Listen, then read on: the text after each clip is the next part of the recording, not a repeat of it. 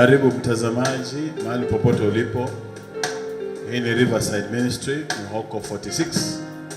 Tunakaribisha kuweza pamoja nasi ambapo Mungu atakuneemisha.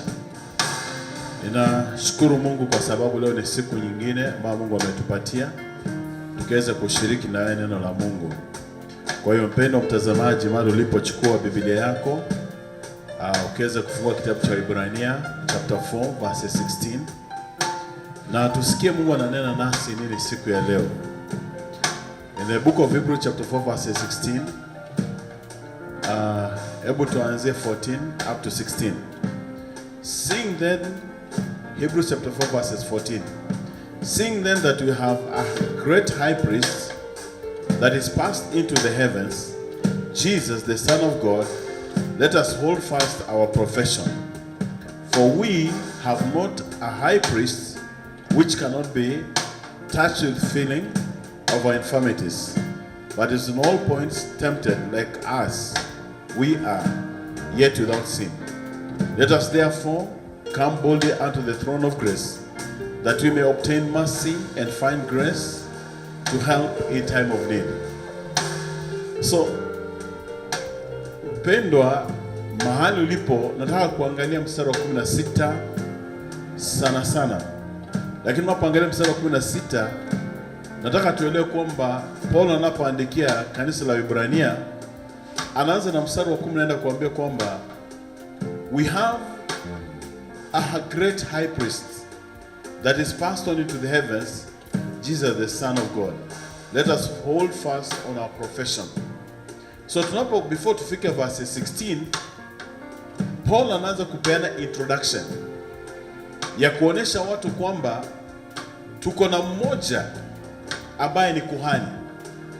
Na tunajua katika Old Testament setup, it is only the high priest that could go into the Holy of Holies to intercede on behalf of the people, to give sacrifices and offerings in the Holy of Holies for the people. So Paul anakuja kuchukua comparison ya the office of the high priest in the Old Testament with the high priest in the New Testament.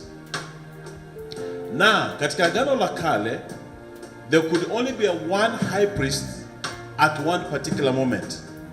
There was no way kungekuwa na more than one high priest at a given time. So the high priest angekaa kwa ofisi until death. After death, ndio kupatikana another high priest. So a high priest was only one operating at a particular period of time. So hapa Paul ana bring the introduction that now we have only one high priest who has passed on into the heavens. The only high priest, who is Jesus Christ, that can represent us in the Holy of Holies in the presence of God. Manakuta katika Agano la Kale, the Holy of Holies ni mahali tu, the only person accepted was the high priest. Anybody else angeingia pale bila kuwa a high priest, bila kuwa bila akiwa na dhambi zozote, angehukumiwa na angekufa. Maana maandiko yanasema kwamba kuhani alipokuwa akiingia katika Holy of Holies alikuwa anafungwa kamba, in case of anything angevurutwa atolewe, maana hakuna mtu mwingine angeweza kuingia kule. Sasa hapa maandiko yanasema kwamba Yesu akiwa the high priest ameingia the Holy of Holies in the presence of God. Therefore Paul anatuencourage kwamba we should hold on fast on the faith that we have received, on the salvation that we have received, on the redemption that we have received. We should hold on to it fast, ama tuishikilie imani yetu tukiwa tunaelewa kwamba tuko na kuhani mkuu ambaye ameenda uwepo wa Mungu. And the purpose of this high priest is to make intercession for us, to stand in the gap for us. Maana maandiko yanasema kwamba when Jesus went to heaven, he sat on the right hand of the Father making intercession for the believers. Therefore, with that understanding and that confidence and that knowledge, we should hold on to fast, knowing that in the Holy of Holies, in the presence of God, we have a representative in the name of Jesus. Alafu verse 15 says kwamba, for we have not an high priest which cannot be touched with the feeling of our infirmities, but also in all points tempted, like as we are, yet without sin. So what Paul is trying to bring out clearly, kwamba we must understand that the high priest who is representing us ni mtu ambaye alipitia what we are going through. Being betrayed, he was betrayed. Being forsaken, he was forsaken. Being tempted, he was tempted. So this high priest understands every human situation that you go through. The discouragements, the betrayal, the temptations, he understands kwa sababu alizipitia. And therefore, with that knowledge ya kwamba the person who is representing us understands all our weaknesses, understands all our strength, is standing in the Holy of Holies representing us. So Paul anaendelea kusema kwamba with this knowledge that one, we have a high priest. Two, he knows every situation we go through. He is seated in the Holy of Holies with all this information and understanding. Alafu verse 16, Paul anakuja anatuencourage sema kwamba now with this knowledge, now with this understanding, let us now therefore boldly come into the presence of the throne of grace. We should not fear. We should go with boldness and courage, understanding that you have a priest who understands us, who has lived this world and is in the Holy of Holies. Na ni kawaida mtu wa Mungu, when you know somebody has gone through some situations, it is easy for that person to relate with you. Ninamaanisha ni rahisi ukijua mtu amepitia shida fulani ambazo unapitia alishazipitia, ni rahisi kwenda kwa mtu kama huyo, maana anaelewa kila aina ya shida, kila aina ya changamoto, na anaweza kukusaidia maana ni hali amepitia. Sasa Paulo anasema kwamba tukiona hii ufahamu, tuende na ujasiri, maana mwenye tunaongea na yeye si mtu aelewi, si mtu hana experience, rather ni mtu ambaye amekuwa exposed na anaelewa chochote tunachokisema, sababu alikiishi first hand. Ni sawa na kuongea na mzazi ambaye kupoteza mtoto. Unapomwelezea, ingawaje uchungu utakuwa ni tofauti, lakini huyu mzazi anaelewa nini kinamaanisha kumpoteza mtoto. Yule ambaye hajawahi kumpoteza mtoto hawezi kuelewa, ingawaje atasema kwamba ninaelewa, lakini that emotional attachment to what you are going through, they may not be able to relate. Even somebody ambaye ameenda through a divorce understands the pains of a divorce, understands the complications that go together with a divorce. So if you have been divorced or kutana mtu ambaye ameenda through a divorce, you can be able to relate and talk the same language. You can be able to understand one another.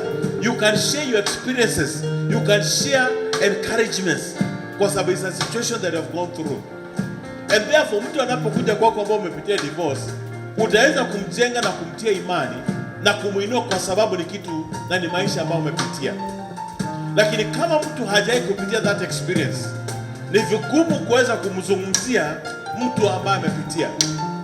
Nataka nipane mfano mwingine. Kwa mfano, hata kama unapolemewa kulipa nyumba na landlord anakuja kufungia mlango, mtu ambaye amewahi kufungiwa nyumba ni rahisi sana kukuongelesha, maana anajua feeling ya kufungiwa nyumba, anajua mambo vile yanavyoenda. Kwa hivyo mnapozungumza atakutia moyo kutokana na a point of experience na exposure, maana amepitia ile jambo. So tukiwa tunaelewa hivyo, Paul anasema kwamba tuko na kuhani ambaye amepitia kila jambo ambalo tumepitia, ako na experience. Yeye si mgeni kwa hii mambo, si mtu tutaenda kuanza kuelezea ati unajua kulikuwa kukaenda kukarudi. La hasha, unapoanza kumwelezea na yeye anakumbuka hali yake na anaelewa unaongea lugha gani. So Paul anasema kwamba ukiwa na ufahamu kama huo, itakuwa ni urahisi sasa kwako uchukue hatua ya ujasiri, uende mbele kiti cha neema, maana unazungumzia mtu ambaye anakuelewa, unazungumzia mtu ambaye ame-experience. Therefore ndio Paul anasema kwamba verse 16, let us therefore come boldly unto the throne of grace, that we may obtain mercy and find grace to help in time of need. So kuna mambo kadhaa ambapo anazungumzia pale katika mstari wa 16 anaposema kwamba let us therefore come boldly unto the throne of grace, that we, one, may obtain mercy, two, find grace to help in time of need. Leo tutafocus on the throne of grace and finding grace. Leo hatutarajia mambo ya mercy, we'll talk about mercy later on. So one, nataka uelewe kwamba the throne you are approaching is a throne that is full of grace. So when you go there, you have to go with the understanding ya kwamba I am going to a throne that is full of grace. With that understanding and knowledge, maandiko yanasema kwamba as we go before this throne, we will find grace that will help us in time of need. Alafu naniuliza, what is grace? Grace is unmerited favor. You have not worked for anything, but umepata favor. You have not done anything, lakini you have been accepted na umepata favor. Because, for example, Paul anaandika na kusema kwamba I am what I am by the grace of God. What Paul is telling us, whatever grace Paul was operating in, the other apostles were not operating that particular grace. Sababu unakuta Paul, yeye alitumwa to the Gentiles, akawa anahubiria watu wa mataifa, watu ambao hawakuwa Wayahudi. Na alipoenda kwa watu ambao hawakuwa Wayahudi, maandiko yanazungumza sawa kwamba na Mungu akamtumia Paulo kutenda ishara na miujiza ambayo haikuwa ya kawaida.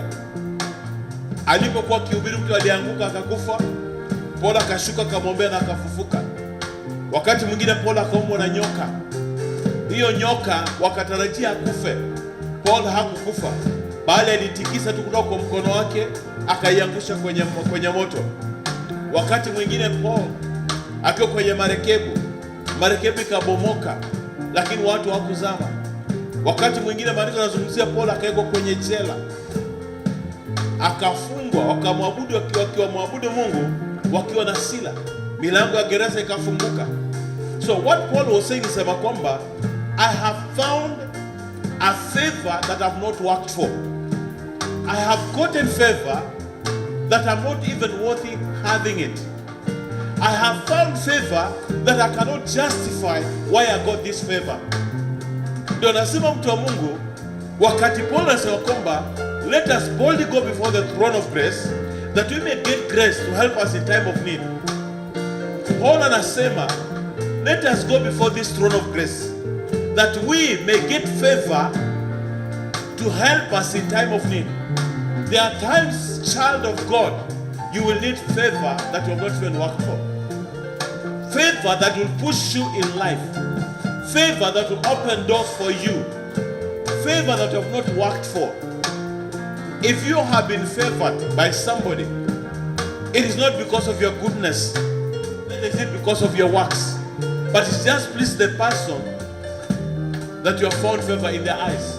Yaani moyo wake tu umekupenda na hakuna kitu unaweza simama ukasema kwamba ni kwa sababu ya hekima yangu, ni kwa sababu ya uerevu wangu, ni kwa sababu ya matendo wangu ndio sababu nimekubalika.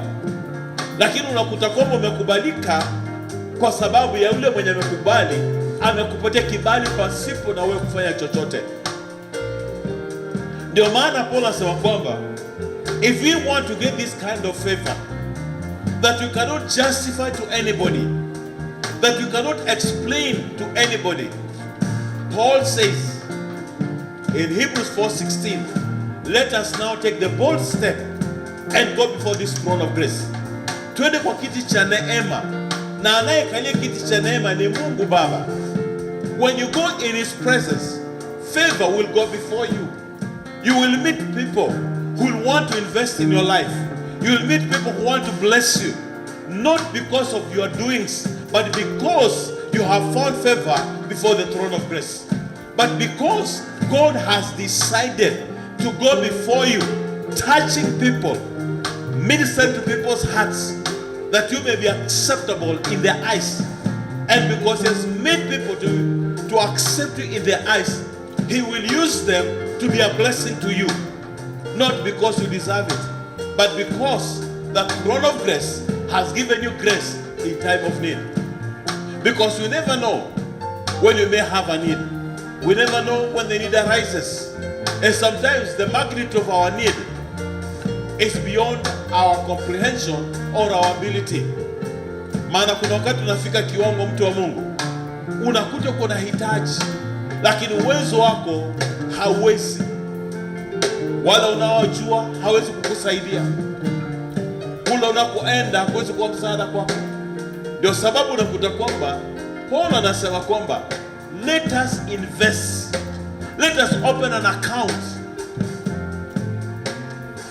Nataka nilete kwa mambo ya kawaida. Mtu wa Mungu, kila mmoja wetu tuko na bank account, mahali ambapo tunaweka fedha. Wakati ambapo tumefanya kazi au tumebarikiwa na fedha zile, tunaweka kwa bank account yetu. Maana wakati tunaweka kwa account hatuna haja nazo, lakini wakati unapofika tunahitaji wa pesa, tunarudi kwa account yetu, tuna withdraw, tunatumia kulingana na hitaji. So now our savings come in handy in a time of our need. When you need to solve a problem, when you need to purchase something new, when you need to go somewhere, we go back to our account and withdraw, because you saved money for a season and a time of need. And therefore nakuta kwamba, because you had already saved, whatever was coming your way, you are able to handle it because you had opened an account and put something in and deposit something into that account. So now Paul, drawing a parallel from this, Paul is telling us, let us go to the throne of grace and open an account at the throne of grace, so that at the time of our need, we can go to this account on the throne of grace and withdraw grace and use it in the time of need and solve our issues at the time of need. Na ndio nasema kwamba mtu wa Mungu, when you go before this throne of grace, you go and fellowship with God the Father. You build up a relationship. You pour out your heart to God the Father. And therefore you are united. You become one. You are no longer a stranger, but now because of had a fellowship with God, whenever the time needs, when the time comes, we don't even need to speak. You don't even need time to pray. You don't even need time to fast. But because you open an account at the throne of grace, God in heaven sees you and sees your need, and therefore I will withdraw some money from your account and gives you unmerited favor to strangers to help you in your time of need, because you went to the throne of grace and opened an account for your time of need. And child of God, unless you get this revelation of why Paul said, let us therefore now boldly without fear, understanding that you are not strangers, understanding that you are the sons of the kingdom, understanding that God is our Father through Christ Jesus by grace, then mtu wa Mungu, we may not be able to go to the throne of grace. And I want you to understand, child of God, ya kwamba God as a Father, He wants the best for us. He wants to minister to us.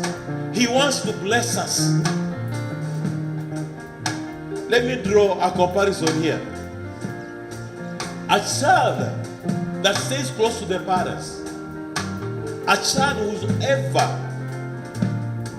communicating, relating to the parents, either ni baba ama ni mama. There's that bondage and fellowship that the child amejenga kwa wazazi wake. Ati mama akitana ama baba akitana, huyu mtoto ndio wa kwanza kuitikia. Baba akisema nataka kutumana mtu mahali, huyu mtoto ndio wa kwanza kusema kwamba nitaenda.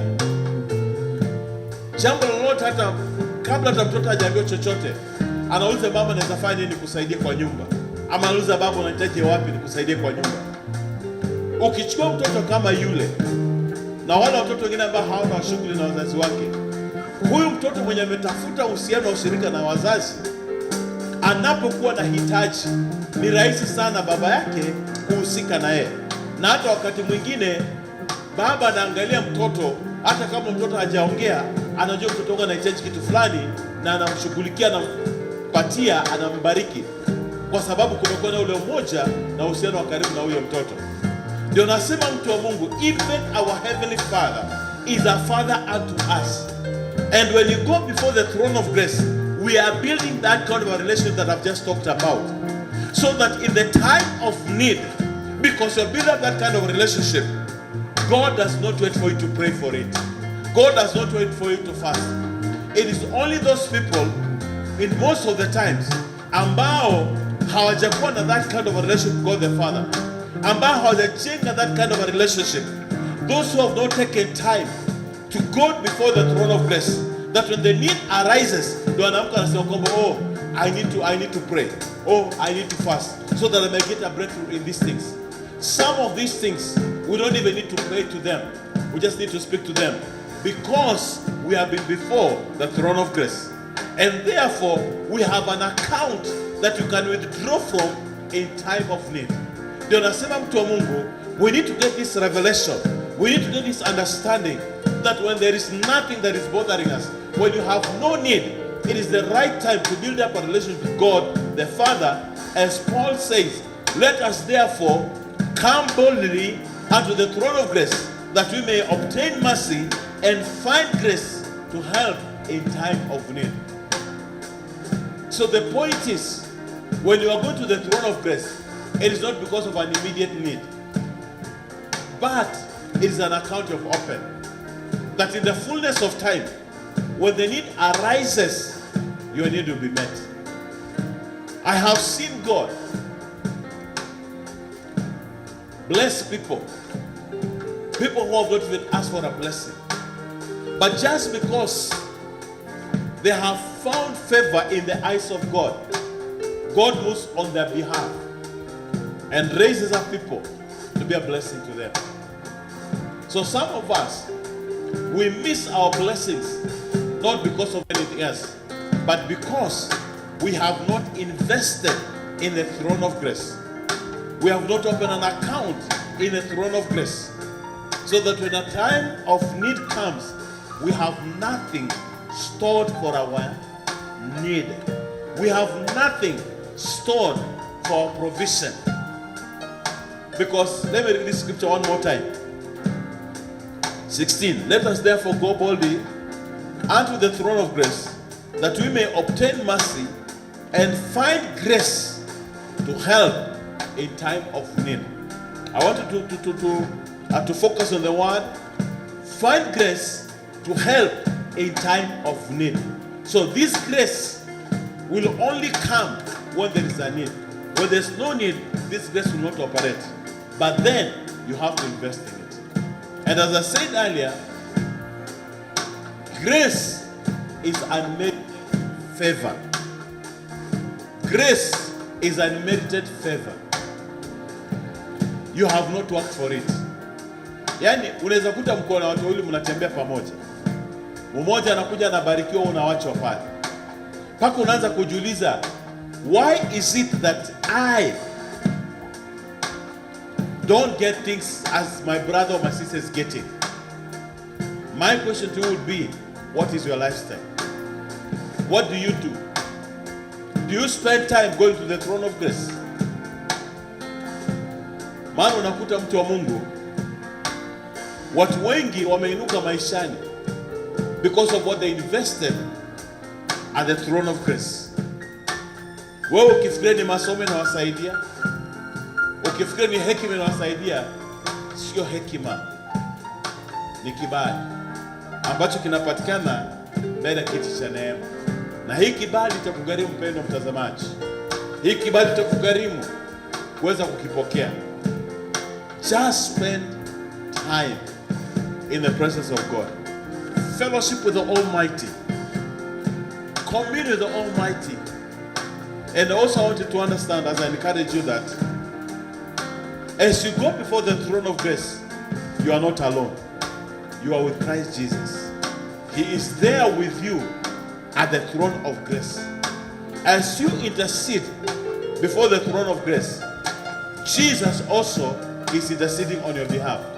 So now it's no longer all about you, but it's about you and Christ in the presence of the throne of grace, speaking to God the Father, Him speaking on your behalf, you speaking on your own behalf. And the testimony of two, the matter is established. So I want to challenge us. Let us learn on obtaining favor or unmerited favor, favor that you have not worked for, by simply going before the throne of grace, that we will get favor in time of need, or rather will obtain grace in time of need. You never know, child of God, when you need this grace, but it can happen anytime. Be prepared. A wise man plans in advance. If you are a farmer, you don't wait until every type of rain has rained, then you start planting. A wise farmer prepares the land in advance and waits for the rain. When the rain comes, he plants the seed. He does not wait until the rain comes, then he starts preparing the land. If a farmer does that, he will miss the timing. So you, child of God, be wise. Plan in advance, that when the time comes for you to obtain favor, you'll be well equipped to get this favor. And I just want us to pray as we come to the end of this session. Father, in the name of Jesus, just want to thank you as I encourage my viewer, wherever they are, that they should take a step of faith and follow what Paul has written in the scriptures. That therefore let us come boldly before the throne of grace, that we may obtain mercy and get favor or grace in time of need. I pray that, Father God, you shall speak to us through this word. I thank you and I bless you for every brother and sister who has listened to this.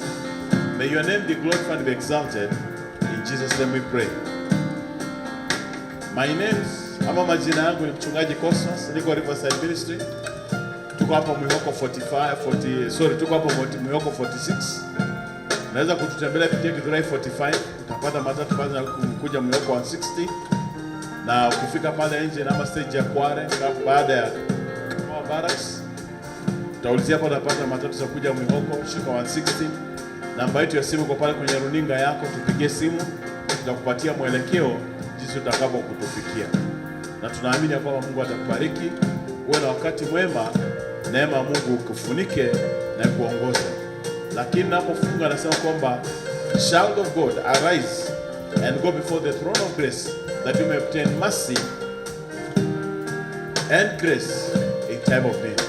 Shalom. May the peace of God keep you, sustain you. Amen.